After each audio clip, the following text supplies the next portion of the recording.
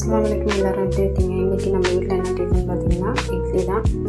இட்லிக்கு side dish என்னென்னு பார்த்திங்கன்னா தேங்காய் சட்னி. இது தேங்காய் சட்னி நம்ம நார்மலாக அரைக்கிறது தான். ஆனால் கூட வந்து சின்ன வெங்காயமோ இல்லை பெரிய வெங்காயம் சேர்த்து அரைச்சிங்கன்னா ரொம்ப டேஸ்ட்டாக இருக்கும். நெக்ஸ்ட்டு தேங்காய் சட்னி பார்த்திங்கன்னா கூட கார சட்னி தான் ரொம்ப டேஸ்ட்டாக இருக்கும். இது வந்து தக்காளி, வெங்காயம், காஞ்ச மிளகாய், பூண்டு பச்சையாக அரைச்சிட்டு அதுக்கப்புறம் நம்ம தாளிச்சிக்க வேண்டியதான். எப்பயும் போல் எண்ணெய் ஊற்றி கடுகு, கருவேப்பிலை இதெல்லாம் போட்டு தாளிச்சிட்டு நல்லா கருவேப்பிலை நல்லா வதங்கணும். அப்புறம் நல்லா வாசம் அடிக்கும். நல்லா வதக்கிட்டு அதை பார்த்திங்கன்னா நம்ம தேங்காய் சட்னி கொஞ்சமும் கார சட்னி கொஞ்சமாக ஊற்றி நல்லா மிக்ஸ் பண்ணிட வேண்டியதான்.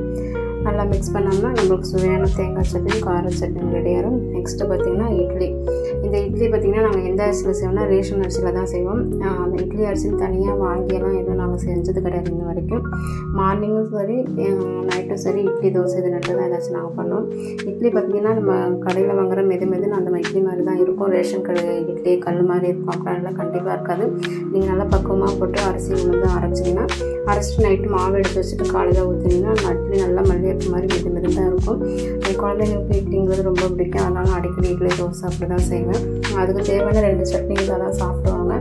அது அவங்களுக்கு கார சட்னினா ரொம்ப பிடிக்கும். எனக்கும் ரொம்ப பிடிக்கும் கார சட்னினா. அது எங்கள் அம்மா அரைச்சவங்க ரொம்ப நல்லா பிடிக்கும். பாருங்கள் இட்லி எவ்வளோ மெது நல்லா மல்லிகைப்பூ மாதிரி அழகாக இருக்கும். இட்லி பார்க்கவே நல்லா சூடாக நம்ம இந்த இட்லியில் வந்து தேங்காய் சட்னியும் கார சட்னியும் வச்சு சாப்பிட்டோம்னா அவ்வளோ சூப்பராக இருக்கும். இப்போ பார்த்திங்கன்னா அந்த இட்லி ரெடி ஆகிடுச்சு. இட்லி ஆவி பறக்குது பாருங்கள்.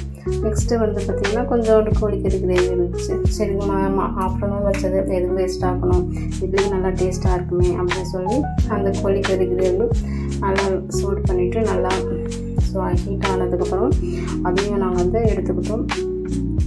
எடுத்ததுக்கப்புறம் பார்த்திங்கன்னா எல்லாமே ரெடி ஆகிடுச்சு. என்னுடைய ஹஸ்பண்டுக்கு நான் கொண்டு வச்சேன்.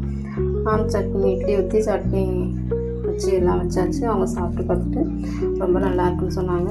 நீங்களும் உங்கள் வீட்டில் இந்த மாதிரி டிஃபனில் சட்னி வச்சு சாப்பிட்டீங்க அப்படின்னா கண்டிப்பாக கமெண்ட் பண்ணுங்கள். இந்த வீடியோ பிடிச்சா லைக் பண்ணுங்கள்.